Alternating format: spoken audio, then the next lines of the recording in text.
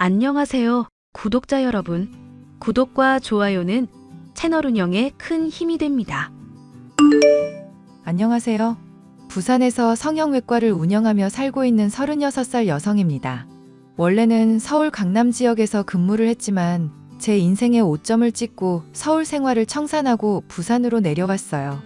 찬란했던 제 인생에 잿가루가 뿌려진 것 같이 엉망인 순간이었지만 지금 생각해보면 그래도 나름의 복수를 하고 끝을 맺어서인지 속은 후련합니다. 그래서 오늘은 평소 즐겨보던 사연 채널에 제 사연을 써보려고 해요.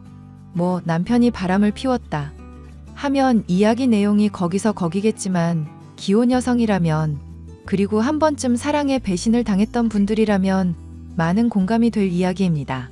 어떤 사연인지 궁금해하실 것 같아 지금 바로 사연 시작할게요. 제가 중학생이던 때 아버지의 외도로 부모님이 이혼을 하셨습니다. 마땅한 직업 없이 주부로만 지냈던 엄마는 다행히 외할아버지에게 물려받은 재산으로 부동산 투자를 시작하셨어요. 다행히 남다른 안목으로 투자하는 곳마다 재개발이 된다거나 집값이 뛰어서 많은 이득을 볼 수 있었습니다. 그래서 불과 몇 년 만에 300억이 넘는 자산가가 되셨고 남부럽지 않은 생활을 할 수 있었던 거죠. 어려서부터 하고 싶은 거, 먹고 싶은 거 다 하면서 공부에 취미가 있던 저는 의대에 진학했어요. 의대 졸업 후에는 서울 강남에서 선배가 운영하는 성형외과에서 경험도 쌓을 겸 일을 시작했고요.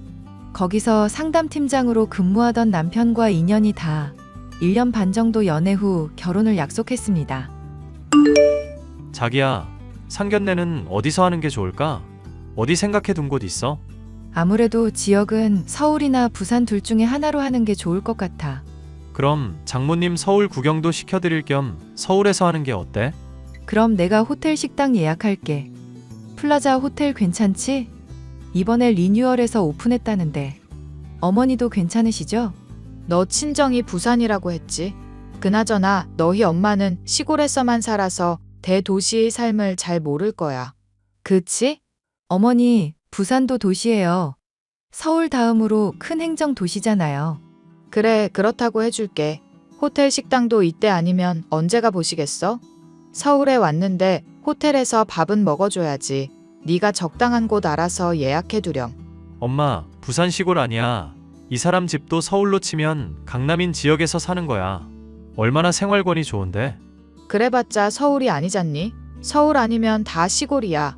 좋으실 대로 생각하세요. 그럼 플라자 호텔로 예약할게요. 여기 주방장도 바뀌어서 이번에 평이 아주 좋거든요. 그래, 시골에서 올라온 사람 피곤하니까 좋은 거 먹여야지. 그래도 너 나름 재주 있다? 네?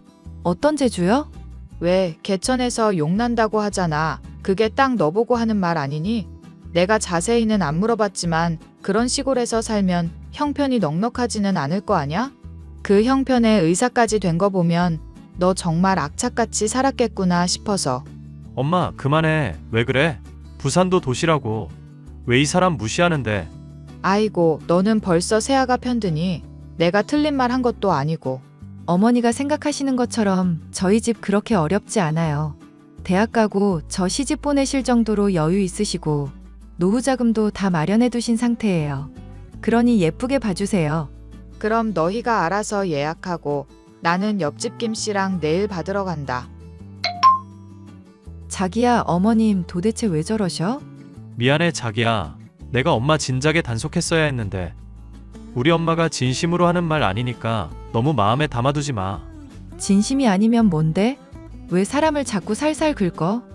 대놓고 사람 무시하는 것도 아니고 정말 너무하신 거 아니야? 엄마가 잘못한 거 맞아. 내가 대신 사과할게. 화 풀어. 어머님, 성격 쾌활하시고 거침없이 말씀하시는 대범한 성격 좋아.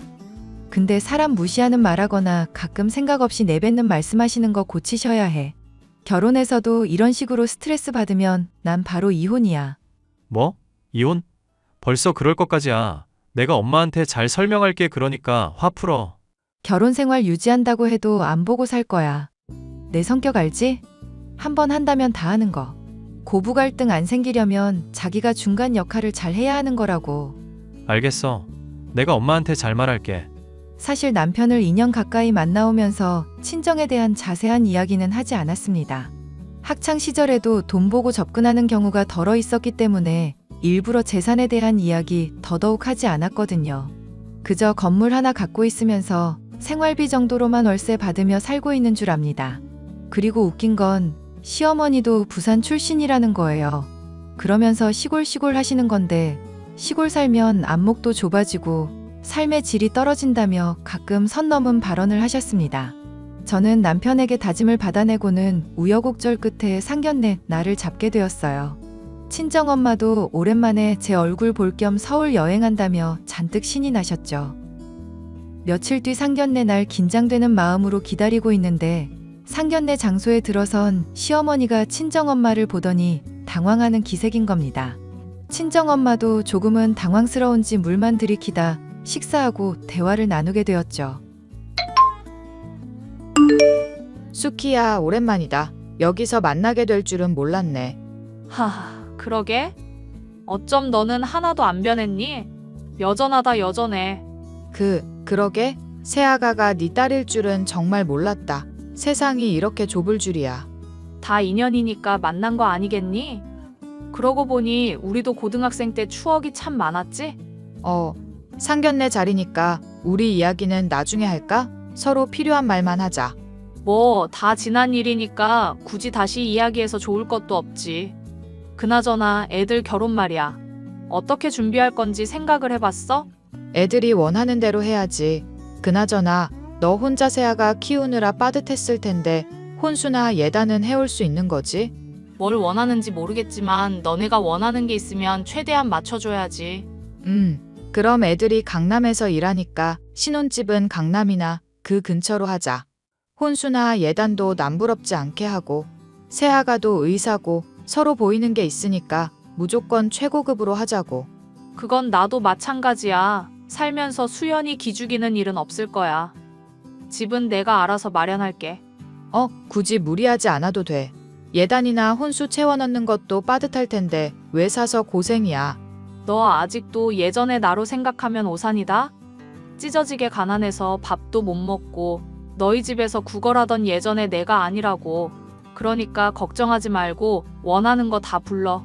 뭐든지 최대한 맞춰줄 테니까. 허세는 여전하구나. 딸 자식 앞이라고 자존심 부리는 거니? 자존심이 아니라 해줄 수 있는 여유가 있으니까 그렇게 말을 하는 거지. 너는 예나 지금이나 사람 말귀 마음대로 해석하는 건 여전하네? 너 말 다 했어? 아니, 아직 다 안 했는데? 아무튼 원하는 대로 해줄 테니까 수연이 통해서 필요한 거 있으면 말해. 내 번호 알지? 바로 전화하던가. 저희는 상견례가 진행되는 동안 밥이 코로 넘어가는지 입으로 넘어가는지 모를 지경이었습니다. 긴장감 속에 상견례가 마무리되었고 엄마와 소주 한잔하며 시어머니에 대한 이야기를 들을 수 있었어요. 알고 보니 시어머니와 친정엄마는 고등학교 동창이었는데 서로 앙숙이었다고 하더라고요. 당시 외할아버지가 하던 사업이 잘 되지 않았을 시점이라 밥도 못 먹고 급식비를 못 낼 정도로 형편이 어려우셨다고 해요. 시어머니는 노는 아이들 무리였고 요즘 같으면 일진 비스름한 거였다고 합니다. 가진 것도 없으면서 자신보다 주목받는 엄마를 늘 질투에 괴롭혔다고 했어요. 그럼 어머니가 엄마 막 괴롭혔던 거야? 나만 괴롭혔게? 때리고 욕한 건 기본이었지. 나 말고도 당한 애들 많아. 내가 나서서 들이받긴 했지.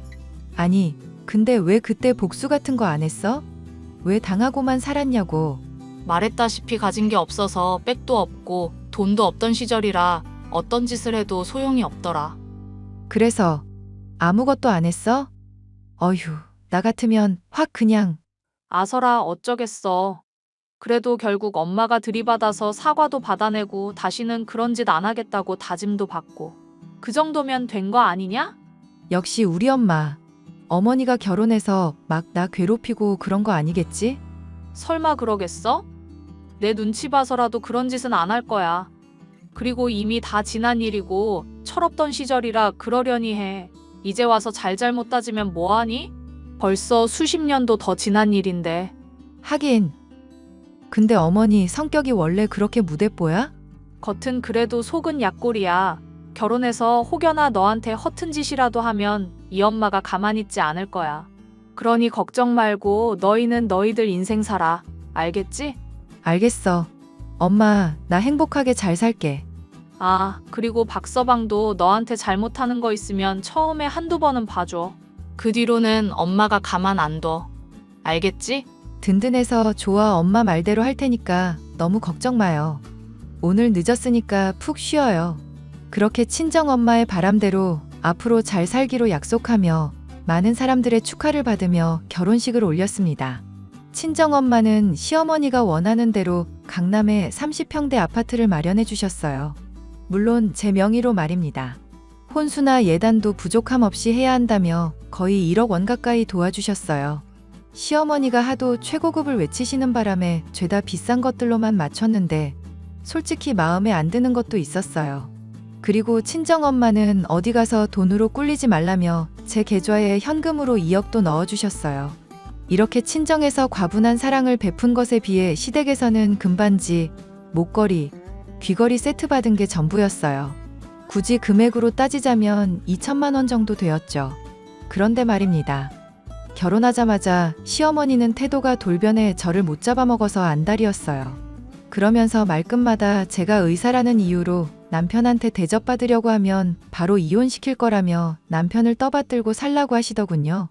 아들 부심 대단한 시어머니들이 의뢰하는 말이겠거니 하고 넘겼습니다. 매달 용돈도 200만 원씩 드리는데 별도로 카드도 달라 하고 병원에 들러 제 이름 팔며 온갖 시술을 받고 가는 건 당연했어요. 제가 드린 카드는 한도가 1200만 원이었는데 드린 지 2달 만에 카드 한도가 초과되고 그 와중에 남편은 돌연 사업을 하고 싶다며 병원도 그만둬 버렸고요. 제가 벌면 되니까 상관없었는데 한 달, 2달이 지나도 남편은 재취업할 생각이 없었습니다. 마치 작정하고 제 돈 쓰면서 지낼 요량으로 병원을 그만둔 것 같았죠. 자기야, 고생은 젊어서 한다잖아. 다시 재취업할 생각은 없어? 그동안 많이 일했잖아. 당분간은 좀 쉬고 싶은데. 그래도 적당한 일자리 찾아서 재취업은 해야 하지 않을까? 일하다가 쉬는 것도 좋지만 그래도 어느 정도 경제활동은 해야 보기 좋지. 지금 내가 놀고 먹는다 이거야? 이왕 쉬는 거 좀 더 쉬려고 그러지. 이참에 나 해외여행도 다녀오려고. 휴, 쉬고 싶다면 쉬어야지. 그나저나 쉬는 만큼 과소비하는 습관 좀 줄이자. 왜? 내가 뭐 잘못했어? 아니, 솔직히 안 하던 행동하잖아. 홈쇼핑도 필요 없는 건데도 그냥 관심 있으면 막 주문하고. 창고에 쌓인 게 몇 갠데. 아, 그거 주변 사람들한테 나눠주고 엄마도 쓰고 우리도 쓰고 하면 되지. 당신도 당신이지만 어머니도 문제야. 내가 용돈 매달 200 드리잖아. 근데 모자란다고 카드도 달라시더라? 그런데? 카드 1200짜리 드렸는데 2달 만에 한도 초과됐다니까? 내가 말씀드리면 기분 나빠하실 거니까 자기가 잘 말씀드려줘. 아, 뭐 그럴 수도 있지. 돈이 없는 것도 아니고. 내가 잘 말할게. 당신 말대로 돈이 없어서가 아니야. 2달 동안 1200만 원 쓰는 게 적은 돈 쓴 것도 아니고 용돈도 드리는데 난 절대 부족하지 않다고 보거든? 그래서? 요점만 말해. 어머니 과소비하지 말라고 전해줘. 계속 이런 식이면 카드 회수야. 빚이 있으신 거면 말씀을 달라고 해. 같이 해결 방법을 찾으면 되니까. 알겠어. 제가 병원에서 일하면서 받는 월급이 월 1000 이상은 되고 가지고 있는 여윳돈까지 하면 부족한 건 아니었어요. 하지만 시어머니와 남편이 과소비하는 습관을 멈추지 않으면 금방 돈이 바닥날 것 같았습니다. 솔직히 1200만 원이면 보통 사회초년생 연봉 절반인데 그 금액을 2달 만에 사용하는 건 대단하면서 말도 안 되는 일이었습니다. 저는 남편을 통해서 간접적으로 이야기도 해보고 여러 번 대화를 시도했지만 소용이 없었습니다. 카드를 한번 회수해서 한도를 낮춰버리고 당분간 드리지 않겠다고 하니 아주 난리가 나셨습니다. 너무나도 당연하다는 태도로 카드를 요구하셨고 점점 과해지는 시어머니의 태도에 저도 점점 지쳐갔어요. 제가 별다른 대꾸 없이 어물쩍 넘어가자 정말 치사하게도 아이를 들먹이며 인신공격을 하시더라고요. 결혼한 지가 언젠데 아직 아이 소식도 없냐면서 말입니다. 하루가 멀다 하고 늘 같은 시간에 연락하셔서는 비슷한 레퍼토리로 저를 쏴붙이기 바쁘셨죠. 예, 새아가 이번 달부터 용돈 좀 올려다요. 네? 용돈을 올려드려요? 제가 매달 200 드리고 카드도 드렸는데 부족하세요? 그래, 쓰다 보면 모자라지. 너 카드 한도 낮춰놨더라. 그래서 더 그런 거야. 어머니, 그 카드 한도가 결코 낮은 게 아니에요. 그리고 제가 버는 게 한정적인데 어머니 혼자 월 1000 이상 쓰시면 그거 다 누가 감당해야 하는데요? 누구긴 너지. 정현이가 일을 쉬고 있으니까 이 집의 가장은 너잖니? 어머니, 어떻게 그래요? 젊을 때 저축 많이 해놔야 해요. 미래를 생각해서 저도 나름 대비를 해야 하기 때문에 어머님이 말씀하신 대로는 조금 어려울 것 같아요. 뭐? 용돈을 못 올려주겠다고? 네, 전 그렇게는 못해요. 용돈이 20도 아니고 200이에요. 그리고 카드도 쓰시는데 뭐가 부족하세요? 남들에 비하시면 정말 많이 받으시는 거예요. 어머, 이제는 날 가르치려고까지. 없는 것들이 아주 똑같구나. 너도 네 엄마를 아주 쏙 빼닮았어. 지금 그게 무슨 소리세요? 어머니 용돈이랑 저희 엄마가 무슨 상관인데요? 참나? 꼴에 싫은 소리 들었다 이거야? 그리고 너 아이 소식 없어? 지난번에도 내가 물어봤던 것 같은데? 어머니, 하늘을 봐야 별을 따죠. 그이 맨날 놀러 다니고 집에도 잘 안 들어오고 그러는데 무슨 수로 별을 따고 아이가 생겨요? 그건 네가 알아서 해야지. 여자가 행동 처신을 잘해야 남자들이 집에 붙어 있는 거야. 결혼한 지가 언젠데 아직도 소식이 없다는 게 말이나 되니? 저희 아직 젊고 아이 가진다 하더라도 어느 정도 신혼 보내고 가질 거예요. 그러다 우리 집안 대 끊기면 네가 책임질 거냐? 여자가 시집을 왔으면 여자로서 도리를 다해야지. 뭐가 잘났다고 당당하니? 어머니, 말끝마다 여자 하시고 지금 용돈 못 올려드린다 하니까 발끈하신 것 같은데 이렇게까지 하실 일은 아닌 것 같은데요? 뭐가 아니야. 네가 평소에 똑바로 했어봐. 내가 말하지 않아도 제때제때 눈치껏 올려주고 그랬어야지. 그 문제는 차차 생각해 볼게요. 아이 문제도 그이랑 이야기해 보고요. 그래라. 그럼 난 마사지 예약이 있어서. 시어머니는 되지도 않는 말로 용돈을 올려달라거나 저를 갈구시고는 했습니다. 저도 사람인지라 처음 한두 번은 그냥 기분 좋은 잔소리겠거니 하고 넘겼어요. 하지만 한 번이 두 번이 되고 그게 계속되니 저도 기분이 상하고 말았죠. 저는 최대한 시댁과 연락을 안 하고 지내기로 했습니다. 남편은 여전히 취직할 생각은 하지 않고 모임을 자주 다녔고요. 어느 날 점심 식사를 하고 방에서 쉬고 있는데 병원 간호사가 저한테 할 말이 있다고 하는 겁니다. 우물쭈물하며 자기가 며칠 고민하다 말하는 거라며 저한테 웬 사진과 동영상을 보여주는데 아주 기가 막혔습니다. 얼마 전에 그만둔 간호사와 익숙한 모습의 남자가 있었는데 바로 남편이었어요. 알고 보니 둘이 바람을 피우고 있었는데 저에게 이 사실을 알려준 간호사와 내연녀가 친한 사이였던 겁니다. 친구 사이라도 도가 지나친 것 같아 저한테 와서 말해준 거였죠.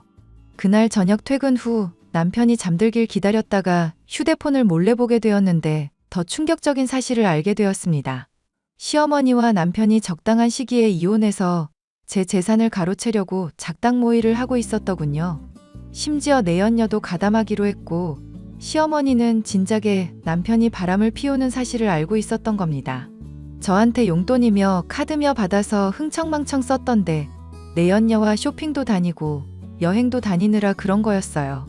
저는 모든 증거를 제 휴대폰으로 전송시켰고 화를 억누르며 뜬 눈으로 밤을 지새워야 했습니다. 너무 분해서 잠도 안 오더라고요. 날이 밝자마자 연차 사용하고 변호사 사무실 찾아가서 이혼 소송 상담했고 바로 변호사를 선임했습니다. 나다. 점심은 먹었냐? 아니요. 이제 마지막 환자 받고 나가서 먹고 들어오려고요. 무슨 일 있으세요? 무슨 일은? 너한테 할 말이 있어서. 뭔데요? 저 바쁘니까 빨리 말씀하세요. 너 신혼집명의 너로 되어 있지? 원래 암컷이 재산 쥐고 있으면 집이 망하는 법이다. 울 아들한테 집 주고 너는 직장 생활하면서 수발이나 들거라. 갑자기 무슨 소리세요? 무슨 소리긴 말 그대로야. 너네 엄마 닮아서 말귀도 제대로 못 알아쳐먹니? 뭐라는 거야? 길거리에 나 앉아봐야 정신 차리실래요? 뭐? 너 지금 뭐라고 했어? 저도 말 그대로예요. 길거리에 나 앉고 싶으시냐고요. 무슨 말버릇이 그래? 아무튼 너는 남편 내조나 잘해. 그리고 슬슬 아이 가질 준비해라. 병원도 조금 쉬는 게 어떻겠니? 제가 왜요? 왜 굳이 병원을 그만두면서까지 아이를 가져야 하고 내조해야 해요? 오히려 그 사람이 외조해줘야죠. 제가 돈 벌어다 주는데. 여자가 남자 길을 살려줘야지. 지금은 쉬고 있어도 장차 큰일을 할 애다. 아이 낳고 쉬면 내가 나중에 병원 소개해주거나 알아서 취직하면 되잖니. 너 그 정도 능력도 안 돼? 그러면서 우리 아들이랑 결혼한 거야? 어머니, 말씀은 똑바로 하세요. 능력은 차고 넘치죠. 없는 건 그이가 없는 거고요. 안 그래도 저도 말씀드릴 거 있었거든요. 뭔데? 저 그이랑 이혼하겠습니다. 왜인지는 어머니가 더 잘 아실 거예요. 야, 너는 이혼이 그렇게 쉬운 줄 아냐? 이참에 재산 분할하면 되겠구나. 부부가 가진 재산은 공동 재산인 거 알지? 신혼집 시세가 18억이니까 더도 말고 9억 내놔라. 뭐라고요? 9억이요? 9억이 네 집게 이름인가? 위자료에 보상금 거하게 토해내고 싶지 않으시면 입 닥치고 가만히 있으세요. 뭐? 야, 저는 그 길로 이혼 소송을 진행했습니다. 당연히 상간녀 소송도 진행했죠. 모든 사실을 친정엄마에게 알렸고 당장이라도 서울에 오시려는 거 겨우 막았습니다. 그리고 시어머니가 그동안 흥청망청 써버린 돈도 모두 보상받길 원한다며 청구 소송을 걸어버렸어요. 이혼 소송을 진행하면서 알게 된 건 시댁은 가진 것 없는 빈털터리였다는 겁니다. 자갈하며 살고 있던 아파트도 전세였고 당연히 모아둔 재산도 없는 상태였어요. 제가 가진 증거가 워낙 명백해서 이혼 소송은 당연히 저한테 유리하게 흘러갔습니다. 모든 소송에서 승소해서 위자료, 보상금으로 1억 가까이 받았어요. 상간녀 소송에서도 승소해서 3천만 원 받아냈고 남편은 당장 가진 돈이 없어서 전세금 빼서 돈을 지급해야 했습니다. 결국 남편과 시어머니는 방 2개짜리 지하 3방이 있는 달동네로 이사했고 보란듯이 잘 살아보겠다며 사업하려고 대출까지 받았는데 결국 사업은 코로나의 여파로 시작도 못하고 망해버렸죠. 상간녀가 남편의 전 재산을 들고 잠적해버린 겁니다. 남편은 엎친 데 덮친 격으로 빚더미에 앉게 되었죠. 아르바이트를 전전하며 이자를 겨우 갚아나갔고 그렇게 두어 달의 시간이 흘렀습니다. 야, 이수연, 돈 내놔. 있는 돈 없는 돈 가져가서 너만 잘 먹고 잘 살면 그만이냐? 여기가 어디라고 찾아와? 네 따위가 올 곳이 아닌데? 당장 나가지 못해? 영업방해로 신고당하고 싶어? 어차피 네 병원도 아닌데. 야, 당장 돈 내놔. 안 그럼 안 나가. 못 나가. 예물로 줬던 금반지랑 목걸이라도 줘라. 어차피 차고 다니지도 않는 거 내놓으라고. 다들 왜 이제 와서 행패세요? 이혼한 지 2달이나 지났고 지금 이러는 거 법적 문제 생깁니다. 법적 문제? 고소라도 한다고? 야, 이 미친년아. 해볼 테면 해봐. 우리는 더 이상 무서울 게 없는 사람들이야. 말이 안 통하네요. 제 병원이라면 그러든지 말든지 두겠는데 보다시피 제 병원도 아니고. 원장 선생님이 아주 화가 나셨는데요. 지금 당장 내 계좌로 돈 보내. 지금 너 때문에 내 인생 망하고 거지같이 살고 있는데 너만 잘 살게 둘 순 없지. 닥쳐 미친놈아. 어디 와서 행패야? 네가 잘못해서 그 꼬락선이 난 거잖아. 인생만 중요하고 남의 인생은 아무것도 아니냐? 그거 다 네가 자초한 거니까 알아서 해결하던지 마음대로 해. 돈 달라고? 여기까지 오느라 고생했으니까 집에 갈 택시비 정도는 줄게. 뭐? 야, 시어머니와 남편은 병원에 찾아와 한참을 행패를 부리더군요. 자기들이 가진 돈이 없으니 어떻게 해서든 한 푼이라도 받아내려는 심산이었습니다. 하지만 넘어갈 제가 아니었고 저는 경찰을 불러 그들을 병원에서 내쫓아버렸어요. 그 뒤로도 한참을 찾아오며 난동을 부렸지만 법적 처벌을 가할 수밖에 없었습니다. 접근 금지와 통신 제한을 걸어버렸죠. 저는 다니던 병원을 그만두고 서울 생활을 정리하고 부산으로 내려갔습니다.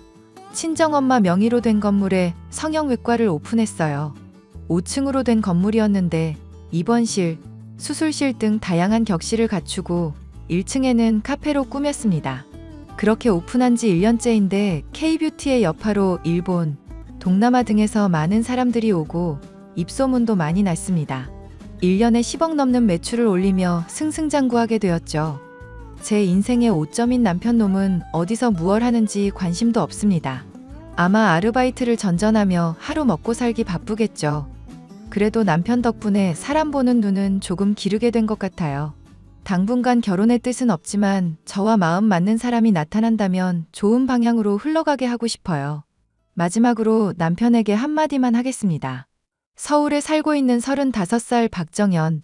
평소에 너 튜브 많이 하던 놈이라 이걸 볼지 모르겠지만 이거 내 이야기랑 비슷하네? 라면 너인 줄 알고 잘 새겨들어라. 어디 가서 괜히 다른 여자 고생시키지 말고 너 혼자 평생 살라고. 나는 잘 먹고 잘 살고 있으니 너무 걱정하지 말고 양심 지키면서 잘 살아라. 제 사연은 여기까지입니다. 긴 사연 들어주셔서 감사드리고 공감되셨다면 응원의 댓글 부탁드릴게요.